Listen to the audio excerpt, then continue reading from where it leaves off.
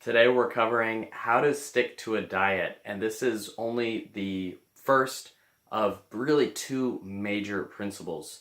Now, the short answer, I'm just going to cut to it, is one of empowerment, it's one of control, and it's one of not thinking of your diet or feeling like your diet is homework. So a lot of times you are told to go on a diet, you're told to follow a diet. That's like the teacher saying, do your homework, follow my directions.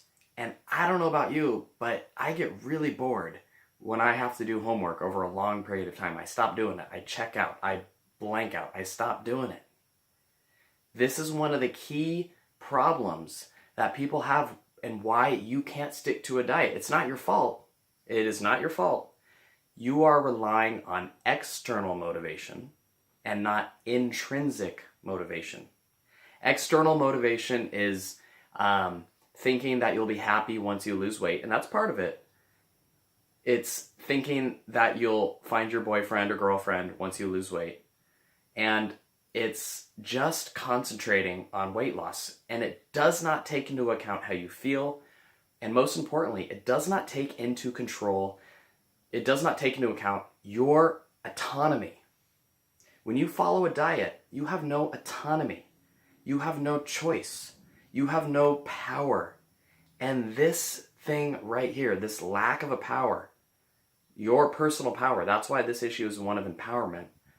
Your lack of personal power in following a diet is the reason you can't stick to a diet. It's like you're forcing yourself to do something that you emotionally don't like. Now, of course, short-term rewards, the external rewards can motivate you for a certain amount of time, but you can't do it long run. Now, I freaking dropped out of college. I didn't even go to college graduation because I was graduating with an economics degree, doing accounting, and it's the most boring work. Yes, I would have a secure job. Yes, I would have, maybe money or things like that. This was back in the day. But I was so bored and I felt like it was meaningless. I felt that it was meaningless. Even if I thought it was different, I felt that it was meaningless. So I didn't go to college graduation. I became a monk. For 13 months I lived and meditated in the mountains. You cannot stick to something long term if you don't feel that it's making you feel good. If you don't feel that you have a choice. If you feel that you're being forced to do it. Has the doctor ever told you, or a personal trainer or a nutritionist, follow this diet. Here's what you need to do. Here's when you need to eat, how you need to eat, what you need to eat, blah, blah, blah. And they can be well-intentioned. They can be educated people who are giving you the exact right nutrition. The exact right nutrition. The problem is, it's not you. It's not you. You didn't figure that out. So how do we flip the script? How do we stick to our diet? Well, the answer, this is the thing I help with people the most. We start with whatever diet you want. Really. You start with a diet. Keto, low carb, healthy eating. You name it. Whatever. It's all good. You stick with that diet. You start on it, right? But then instead of that diet being the standard, we set that diet as the kind of the low expectation. So we start with that, but then we expect that you are going to make it your own, that you are going to alter it, that you are going to take your own spin on this diet. Now, how do we do that? There's 3 steps. Now, if you like this video, by the way, before I get into these 3 steps, go ahead and like it. Leave me a comment. In a minute, I will go over some examples on how you can do this. I would love for you to actually apply these. And step number 2 is feedback and learning. Step 3 is learning. I would love for you to learn and get feedback on actually trying these suggestions. And then leave a comment below or email me, jared@weightlossenlightenment.com, or follow me on LinkedIn or Facebook, wherever, and just leave me a comment. Apply these strategies, though. They're pretty simple. Let's get into it. The 3 keys are practice, feedback, and learning. Now, these 3 keys, you might have heard them before. Of course you have. It's how you get better at something. It's called skill mastery. Now, the other day I had this conversation with a woman, and she was thinking about going on keto. She was very confused. She had called her friend. Her friend had lost like 100 pounds and kept it off for 2 years on keto. So she had a lot of, you know, she was really inspired by her friend. And that was great. But she felt a lot of confusion because she tried keto before, but it didn't work out for her.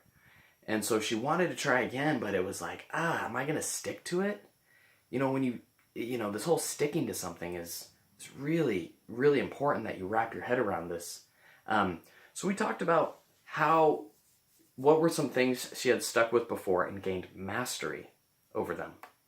The key paradigm shift for her was seeing that weight loss, healthy living, wellness, etc. It wasn't a plan to follow, but a skill, a joyful skill to develop that would bring her happiness. And for her to start with low expectations, because when you're learning a skill, you're not going to be the best in the beginning.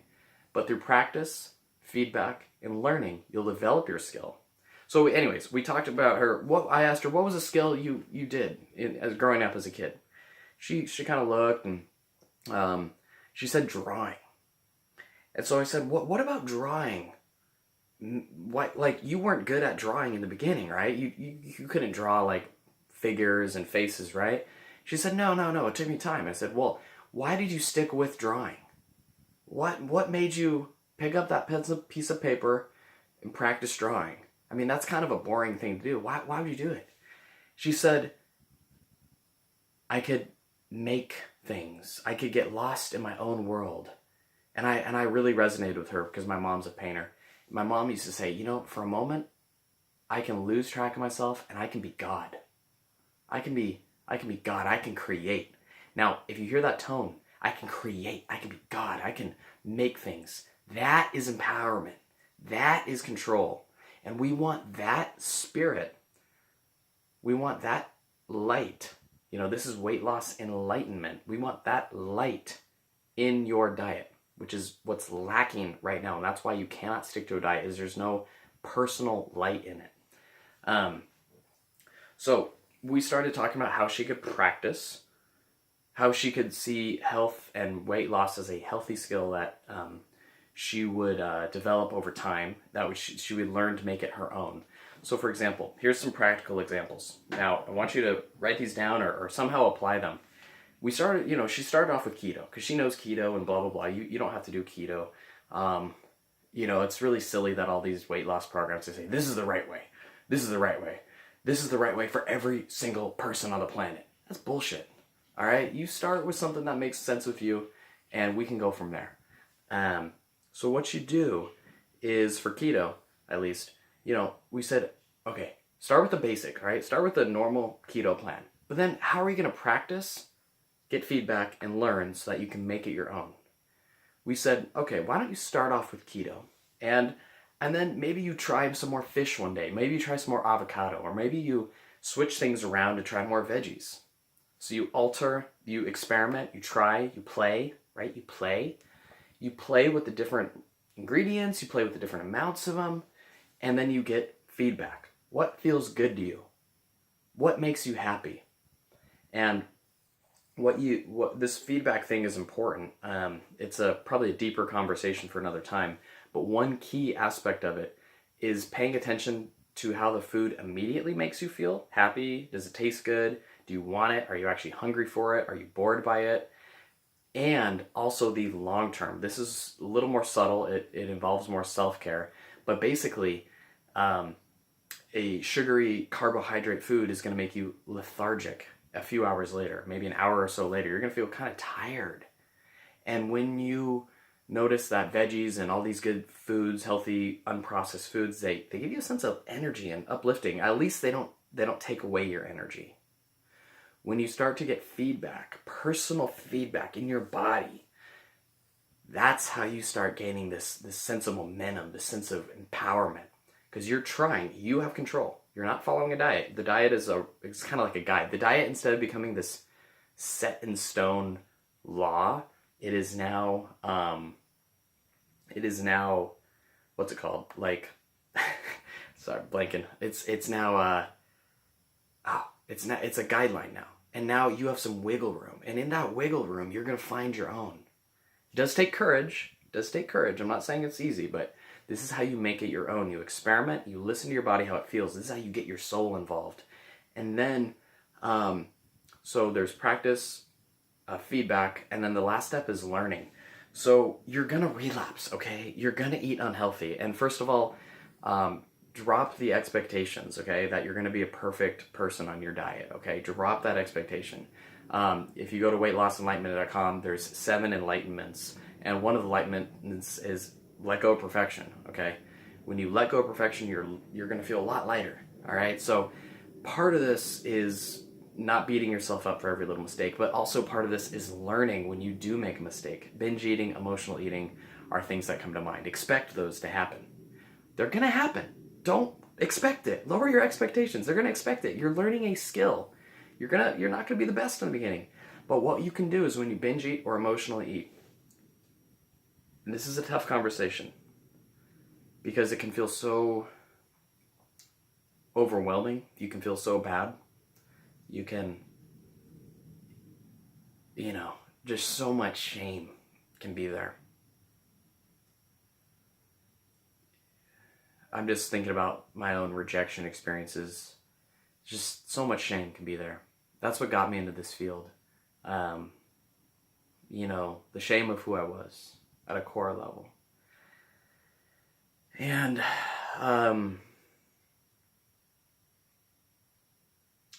sorry, I'm just thinking about how painful this stuff can be. We have to learn from the pain.